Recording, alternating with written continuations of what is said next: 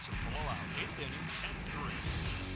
Bases are loaded for Verlander, who waits on a 3-0 pitch. He swings, and it's a high fly ball. Deep center field. It is gone. Home run. And a huge bat flip to celebrate. All right, Ben, start the show already.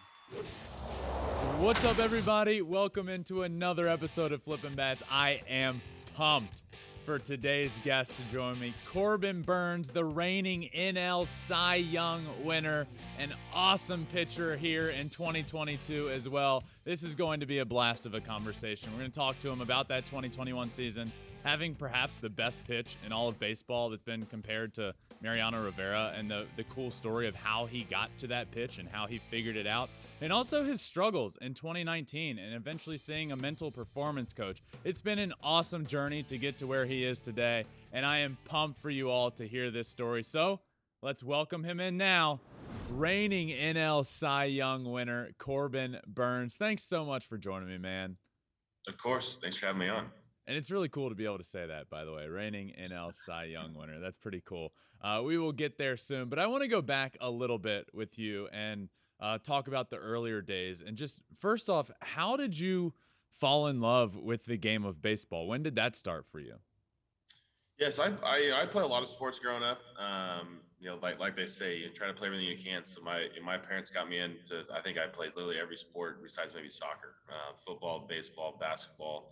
Played a ton of golf, and baseball is something that I always kind of stuck with and always kind of gravitated towards my grandpa and uncle played a little bit of college baseball. So that was kind of the route I wanted to go. Was probably a better golfer when I was younger, but just like the team aspect of the game and loved baseball. And so kind of stuck with it through high school and was fortunate enough to play in college and then got my chance to play professionally. And here we are now. How's the golf game these days? I don't play as much as I'd probably like to, but I can still go out there and kick it around close to par. If I was playing a lot like I used to be, I could regularly shoot 300 or 400 par. But right now, the putter isn't quite as good as it used to be. So, did I hear this right? You didn't really start pitching or fully commit to pitching until your senior year of high school? Yeah, I mean, growing up, little league, everyone pitched. So it's like, oh, okay, right. You got into the mound, this and that. High school, I was a middle infielder. I loved to hit, loved to play defense. And so really it was going to be my junior year that I was going to kind of get into pitching. I was still very undersized. And so it's like, hey, let's try this out. You got a good arm. Let's see what can happen. Had some injuries, wasn't able to pitch my junior year. Senior year, came back, was healthy, started pitching, and it was kind of the first time I started to add some strength and grew a little bit and popped a few 89s and 90s, and all of a sudden had some college teams come around. It's weird to hear because now it's like guys are throwing 100 and 105. I know. Yeah, I was nowhere near that. But then had one, maybe two Division I offers, and kind of rest is history from there. And then so it's really only been 6-7 years of full-time pitching to this point. So I was going to ask, were you not super heavily recruited because you didn't start until late and kind of a late bloomer there, but obviously that's true. And you ended up going to St. Mary's, correct?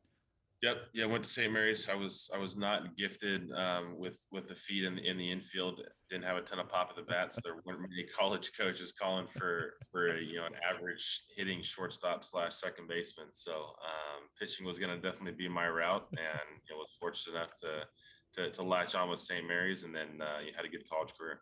So at what point throughout all of this process did you think and realize I have a legitimate chance here to be really good? And obviously not NL Cy Young Award winner good, just like I can do this and I can do it for a long time if I commit to this.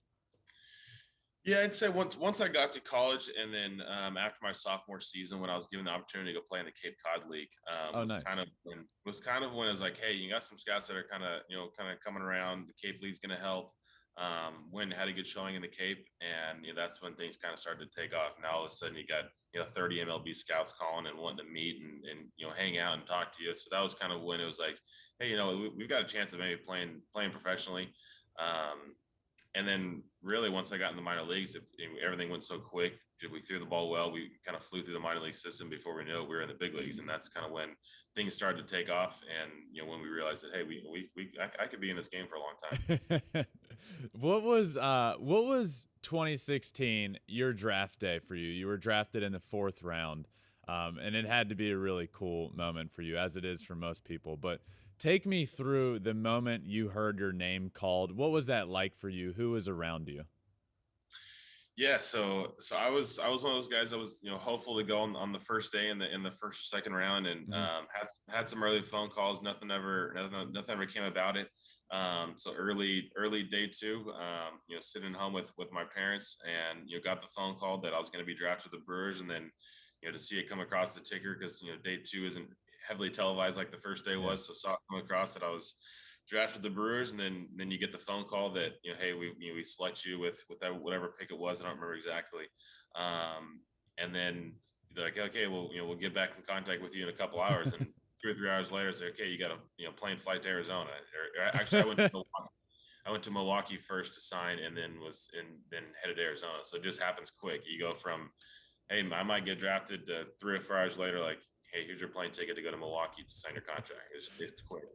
It all happened so quick, man. I was in the 14th round, so much later. But I remember they end up calling, and they're like, all right, you got a plane ticket down to Lakeland, Florida, like tomorrow. I'm like, wait, so this is all happening so quick. And then I get down there, and you think, oh, great, this is professional baseball. And I'm like staying in the dorms in Lakeland, and immediately just get thrown into the grind. So before we get to the established now big league career that you have, did you have along the way, and you kind of shot through the minors, but did you have any like grind stories, like the minor league grind? I feel like I have a million, and I always like to tell like one on here, but one that comes to mind is in the Midwest League. We went to play in Clinton, and this was my first full season, and we're playing in Clinton, and the smell of that place, like just being there, was an absolute nightmare. I'm like, oh God, this is pro baseball. So along your way, did you have any like minor league grind stories? I don't have a ton. I was fortunate enough in every spot that I was at. They're like, oh, you just missed out on the 13-hour bus trip. I was like, oh, great. Thanks for you guys. I'm glad to be here. I only got the 4-hour trip. But no, just like I had a weird story. Like I was drafted, and I threw a lot of innings in college that season. So I went to Milwaukee, signed my contract, did whatever, got to, tour the big league clubhouse and the facility, and was great. Was sent to Arizona, and they said, hey, you've thrown enough innings. Like you're probably just going to work out, maybe throw a couple of bullpens here or there, and then your year is going to be done. I was like, okay, cool. So this is my first half season in pro ball is not going to be much of anything. So, week 10 days go by working out, playing catch, then all of a sudden they're like, you know what, we want you to throw some more innings, so you're going to ramp it up and go to A ball. And I was like, okay, I just went from being in Arizona for the rest of the the season to now I'm heading out to the Midwest League in Appleton. So head out there. I made maybe 5 or 6 starts out there, and I was fortunate enough. I did go to Clinton. I went to Beloit, but those were easy trips from Appleton. 3 or 4 hours. Mm-hmm. But yeah, the smell in Clinton is terrible. But some of the hotels that we stayed on Beloit were awful. But they've redone the place now. Yeah, so I was fortunate enough. Like I missed the long road trips in the Midwest League. Then in A ball, we weren't in Brevard anymore. We were now in Carolina and we were at the Mudcats, and I mean that was a great league. There wasn't really any bad spots there.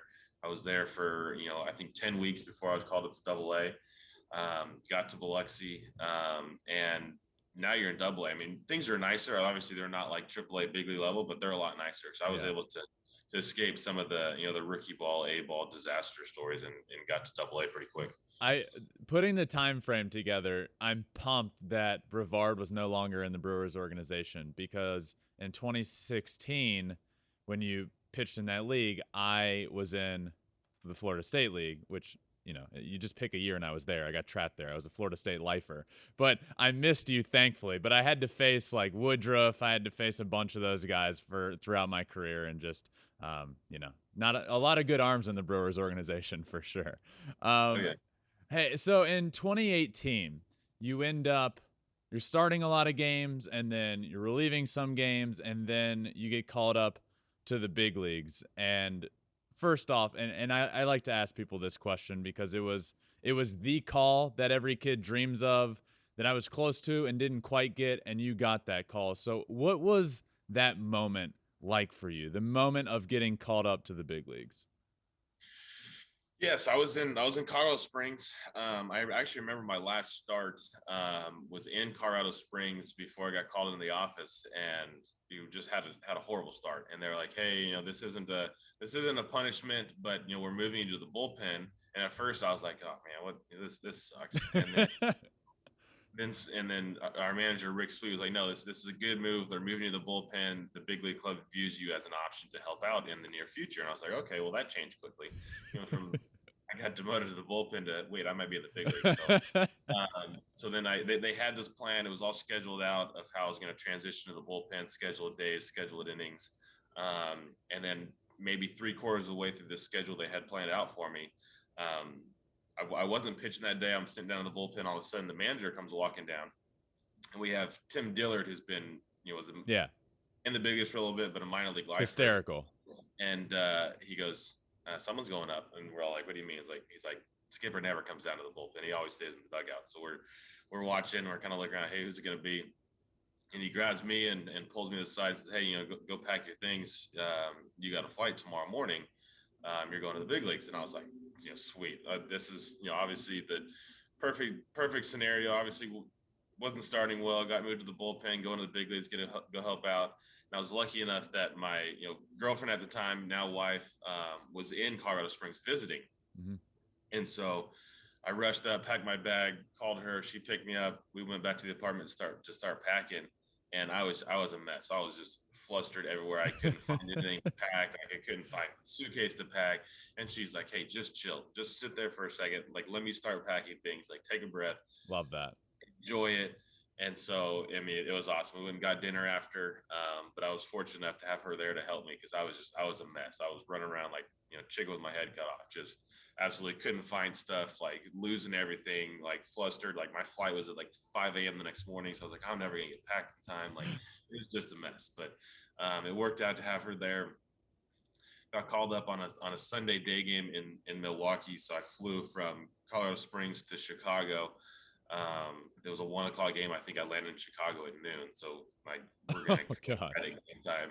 Rolled into the stadium about 1:15, maybe 5 or 10 minutes after the game started. They're like, "Hey, congrats, you're active." And I didn't know I was going to be active that day. I thought I was going to be active Monday when we were on the road. They're like, "Hey, you're active. Grab some food. Play catch in the third inning in the bullpen, and we'll see if you get. We'll try to get you in there tonight." And I was like, "Holy moly!" Like I went from going to enjoy this first day up here to you're active, like you might pitch, and then it ended up taking 3 days before I actually got into a game. But yeah, it was crazy. Just the hectic trying to pack, trying to get out of there. Hey, you're not going to be active once you get there. Okay, no, you are active. You're ready to pitch.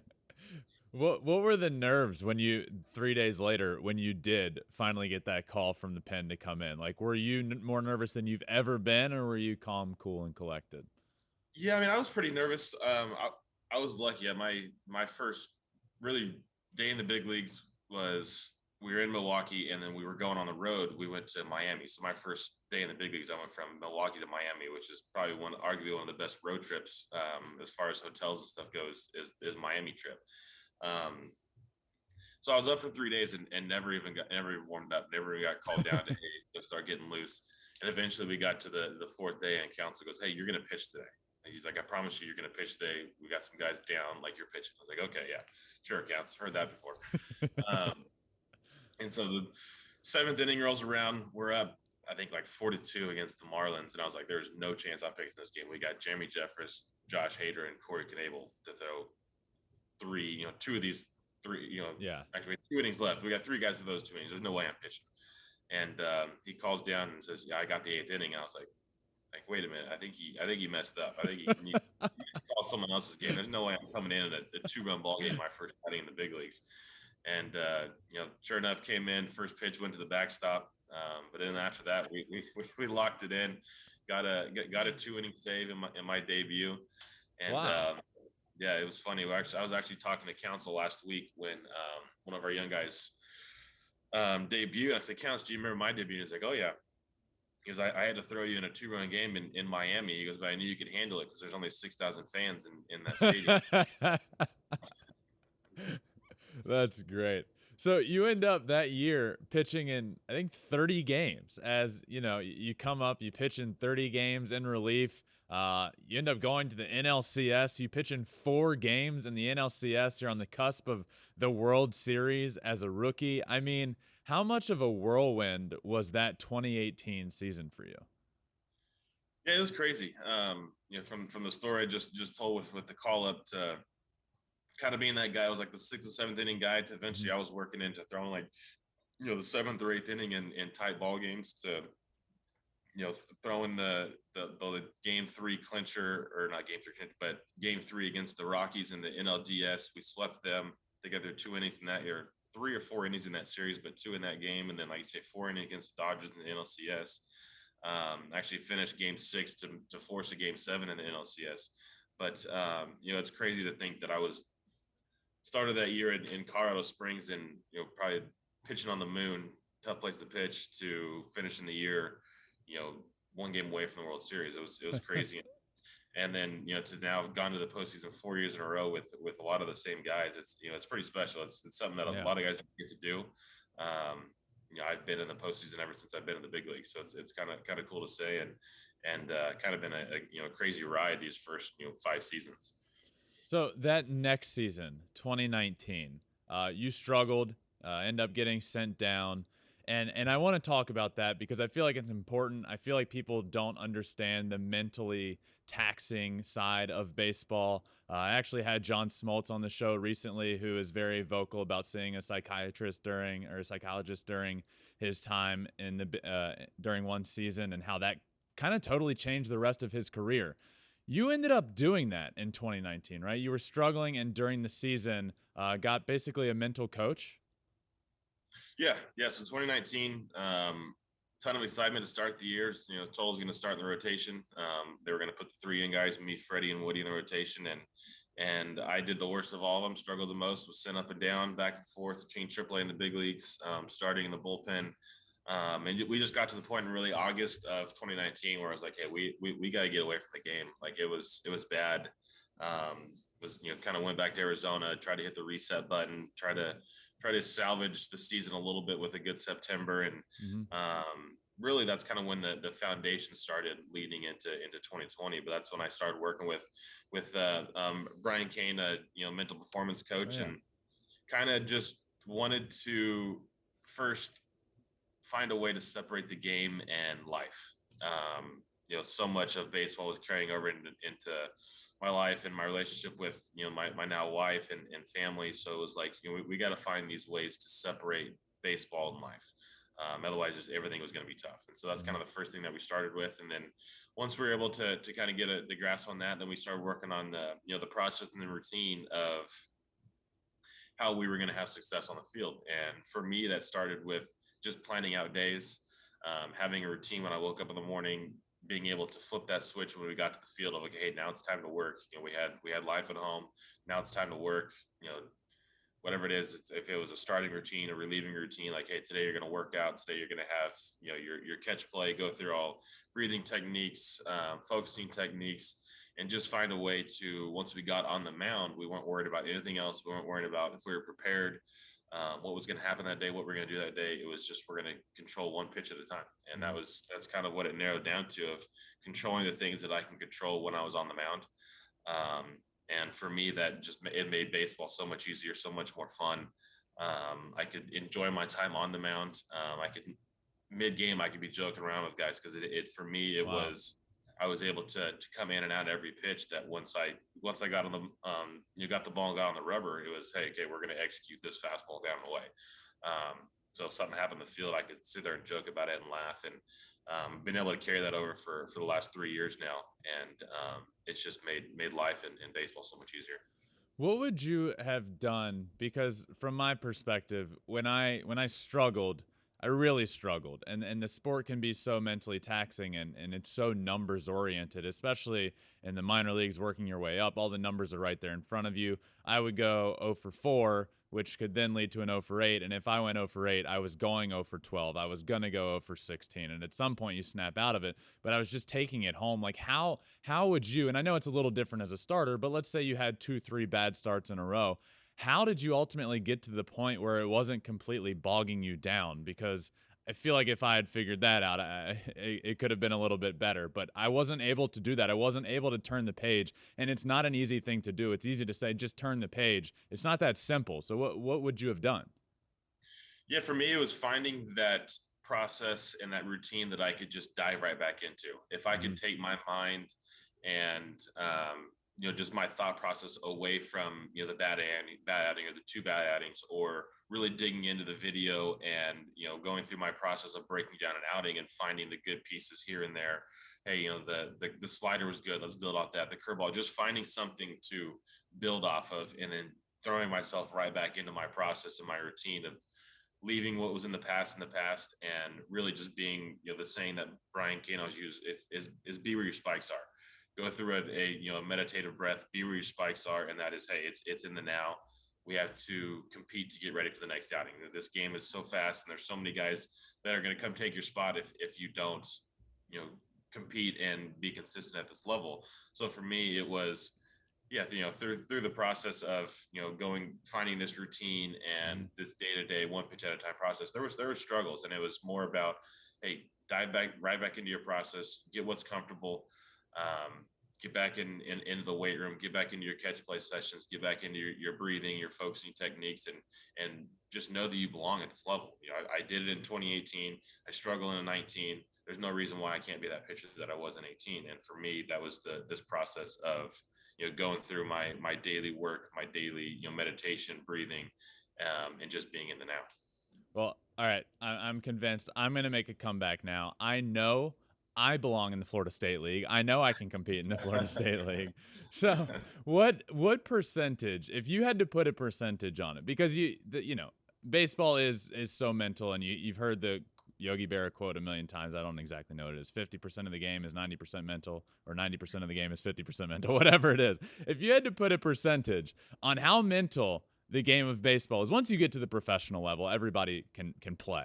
What percentage of baseball would you put on it being the mental side of the game?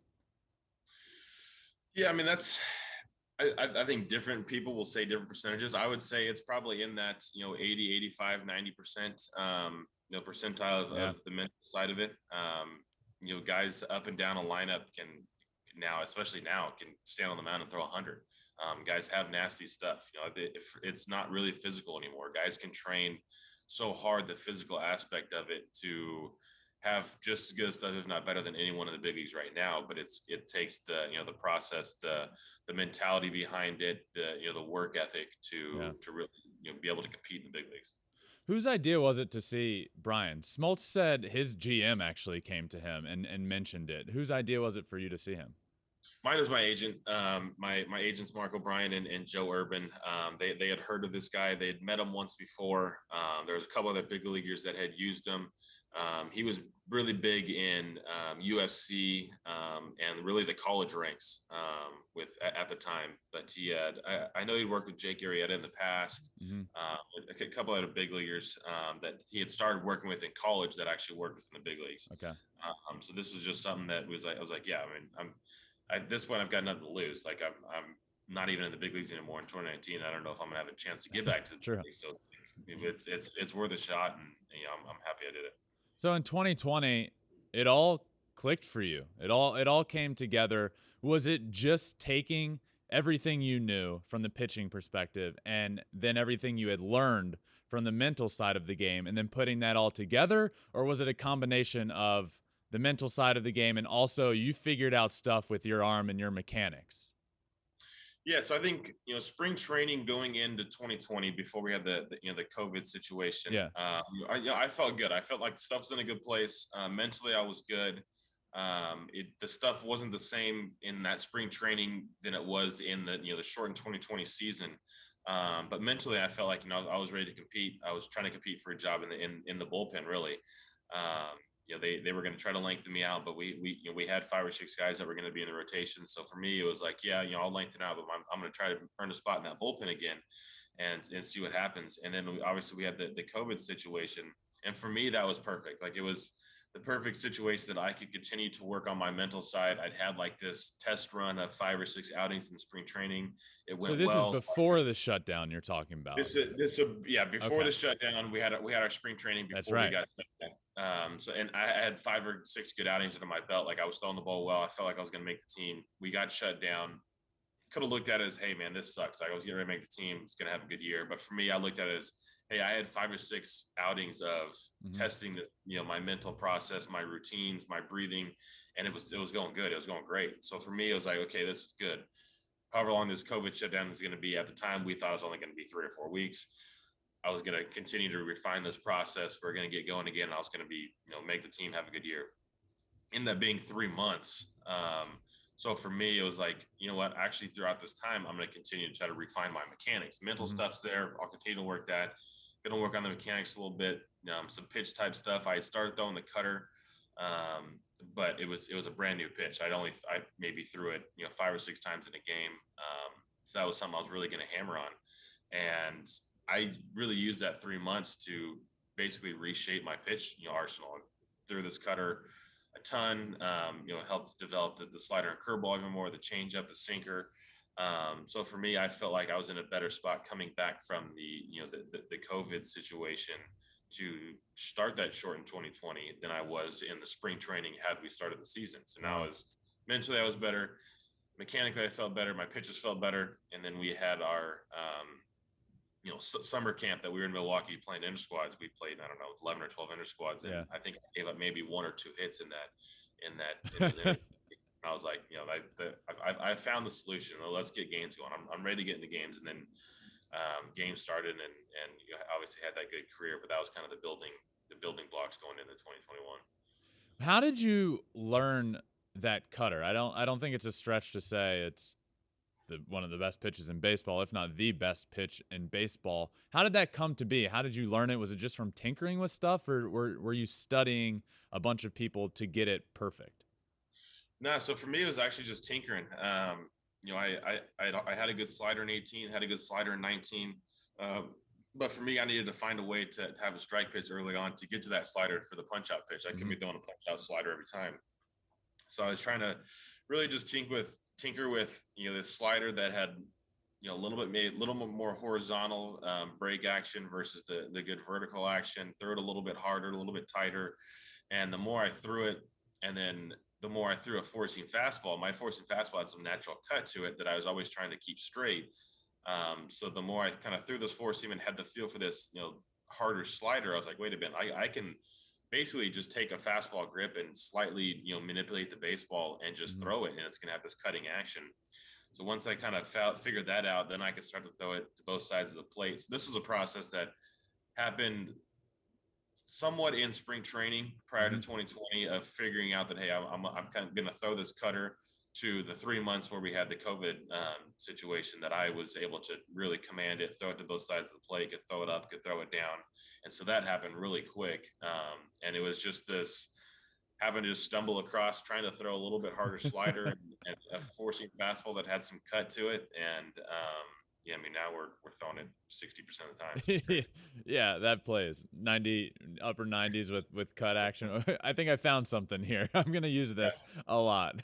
So you end up taking all of that momentum from that 2020 shortened season into 2021 and start the year with 58 Ks to 0 walks, breaking every record you can think of to start the year, every record from a starter, any record from a reliever to start the year. It even broke the all-time record for just not even to start a year. It was like 56 before consecutive strikeouts without a walk during any point in the season. You broke that as well. How huge was that for your confidence to come back after another offseason, another spring training, basically saying, all right, I hope I can take what I learned and what I found in 2020 into 2021.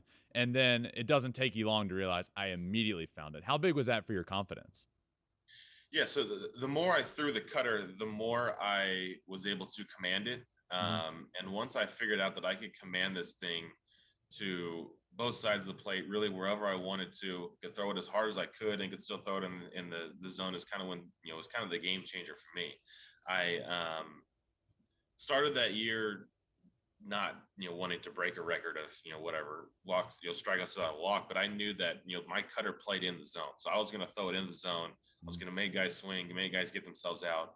And it led to, I could really throw it over the plate, 0-1, 0-2, 2-0, 3-0. It didn't matter. I could throw it at the bottom of the zone, and was getting some swings and misses, some weak contact, and just was, felt like anytime I could throw it, I didn't really feel like guys could hit it at the time. And it kind of just led to, this record of 58 strikeouts out of the walk. Obviously had some help along the way, guys, 3-2 pitches out of the zone, guys with good swings. You gotta have some luck to make it that long.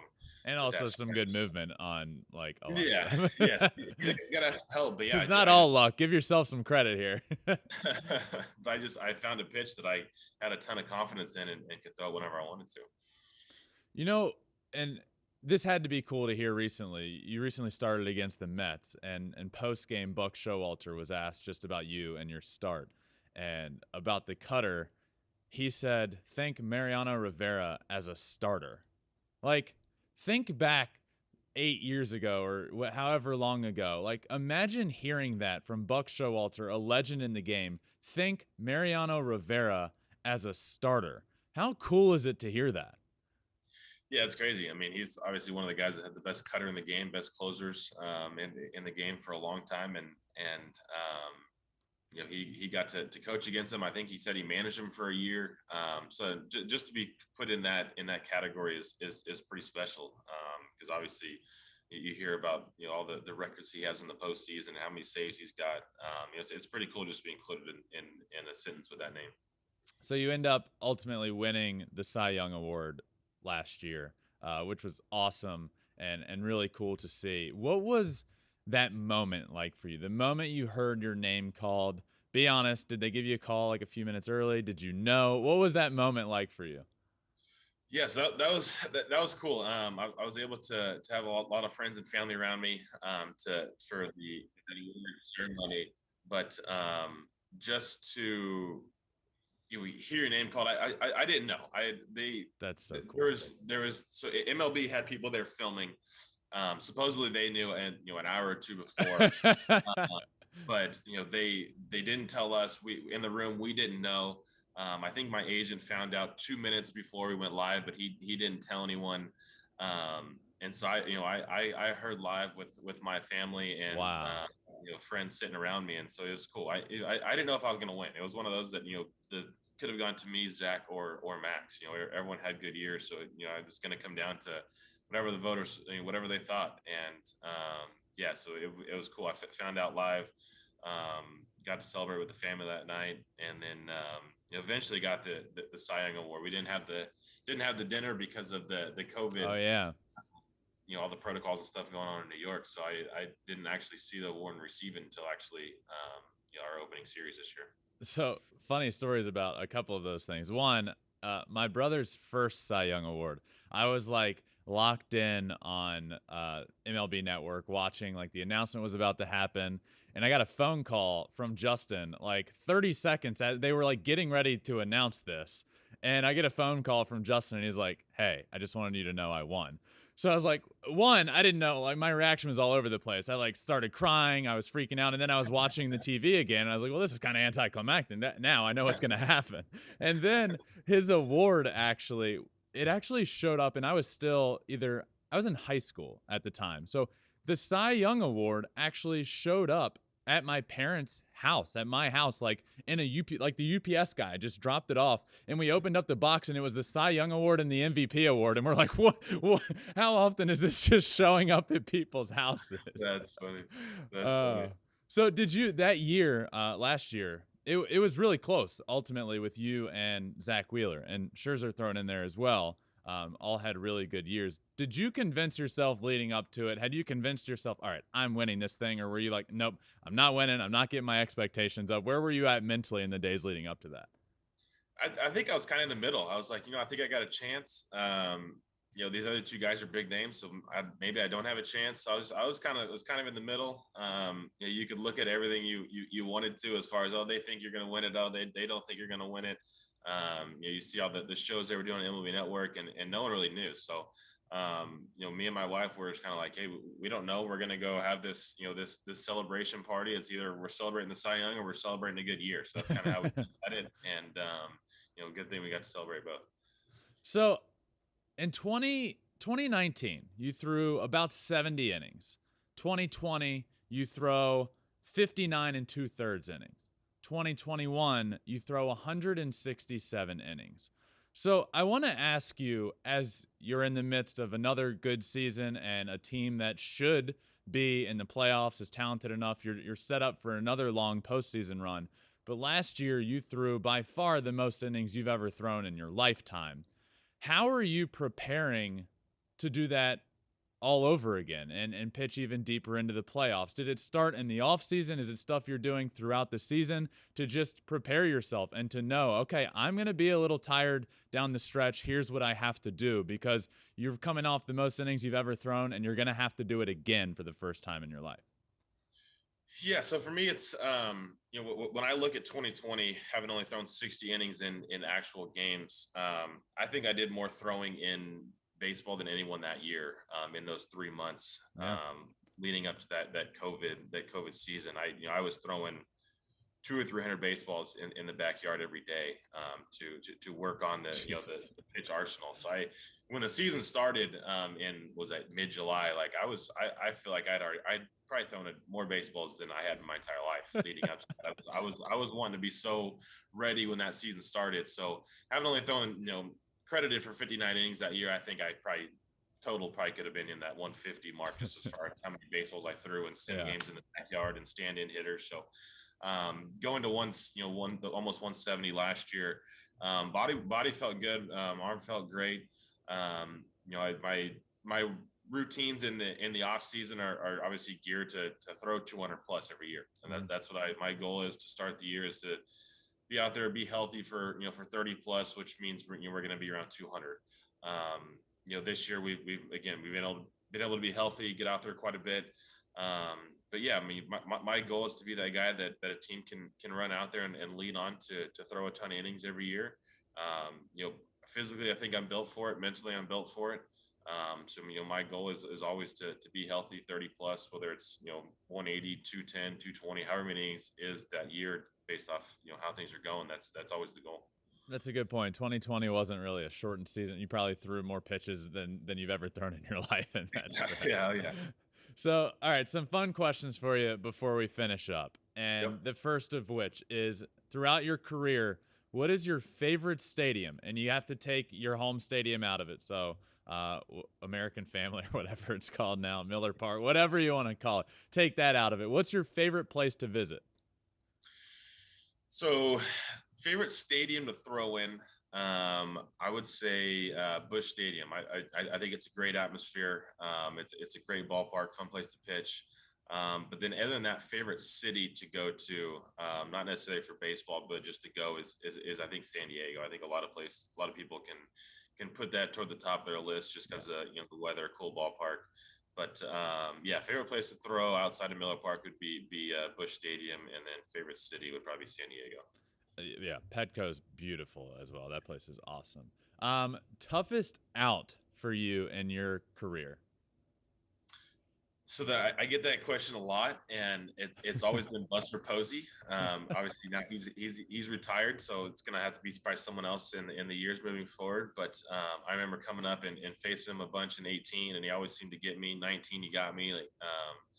So it's just like it didn't matter what I did. He could be 0-1, 0-2, fouling stuff off, and he's gonna get a knock. He's just so smart up there, and was able to foul pitches off till he got a mistake pitch to hit. I don't think it was until the last time I faced him last year that I punched him out 2 or 3 times in a game, and I think that was finally like, okay, I finally got this guy. Like, it took 3 years to get him, but I finally got him. That reminds me, when my brother, Jim Tomey always got him pretty good, and finally he retired. And it's probably the same feeling you had, like, thank God. And then one day, Justin got him to sign a bat. He has like a bunch of memorabilia, and Jim Tomey signed him this bat and signed it to Justin. 600 home runs. Thanks for the help, Jim Tomey. And that's always made me laugh. Okay, next up. If you could take from any major league pitcher right now, or even in history, if you could take one pitch from anybody, but you had to get rid of one of yours, what would that pitch be, and who would it be from? That's a good one. I think an active player. I think I would swap out my changeup with Devin Williams' changeup. I think adding that would be pretty good. All time. I mean, I'll just stick in the realm of cutters, and if I have to drop my cutter, I'll pick up Mariano's cutter. Yeah, not too much of a difference there, but you can't go you can't go wrong there. All right, next one. What is a skill that you have that most people don't know that you have? Is it like video games or ping pong, like something you're really good at? And since you already talked about your golf and you can shoot under par, let's stay away from golf. So something else. Stay away from golf. Skill I'm good at. A skill I like to think I'm good at is catching fish. One of my hobbies in the off season is I spend a lot of time on the lake, whether it's with the family or out on the bass boat fishing. So I like to think I'm pretty good at catching fish. Probably not. There's a lot of other guys that catch fish a lot better than me, but I'll go with that. All right, I love that. All right, last one for you. You've had a really cool journey. One from a kid that wasn't the highest touted prospect in the world to winning the NL Cy Young Award, and that's a pretty cool journey. What would be some advice to kids coming up playing the game of baseball? What would be the best piece of advice that you could give people coming up? It would just be to have fun playing the game. You never know when it's going to be over for you, when your last game's going to be. Some points in 2019, I thought I was never going to get back to the big leagues, going up and down and struggling. And so when I found out that, I could play this game for a living and have fun doing it, it's kind of when I realized that, I really wanted to play the game. That's when you go through all those struggles, you're like, man, sometimes it's not worth it, going up and down and traveling and being away from my wife and the dogs. So for me, it was like, if I can have fun playing this game, I want to keep playing it. So that's kind of something I was able to unlock there in between 2019 and 2020, is having fun playing the game and, just enjoy being around your teammates. That's awesome, man. Well, thank you so much for joining me. It has truly been a blast to watch you pitch, and to get to know you as well has been really cool. You're an awesome dude off the field as well. So good luck the rest of the year. You're forever a friend of the pod. Hopefully I can see you soon in LA for the All-Star game. Knock on wood there. That would be awesome. But good luck the rest of the way, man. And thank you so much for joining me. Absolutely. Thanks for having me on. And yeah, we'll see you soon. Sounds good. I just wanted to thank Corbin Burnes for joining me. What an awesome conversation. Really cool to peel back the layers, especially from that 2019 season. Seeing how open he is to talking about that is really cool. And to see what he's doing now and where he is now is truly awesome. So I hope you guys enjoyed this conversation. That was an absolute blast with one of the best pitchers in the game of baseball right now. I hope you all enjoyed it. Thanks for listening to another episode of Flippin Bats. Make sure you subscribe on your favorite podcast platform, wherever that may be. We're also on all social media platforms at Flippin Bats Pod, Twitter, Instagram, Facebook. You can watch every episode on YouTube. That's Flippin Bats Pod. Oh, and we're on TikTok as well, so check that out. But thank you all for listening. This has been an absolute blast of an episode. I hope you all enjoyed it, and I will see you next time on Flippin Bats.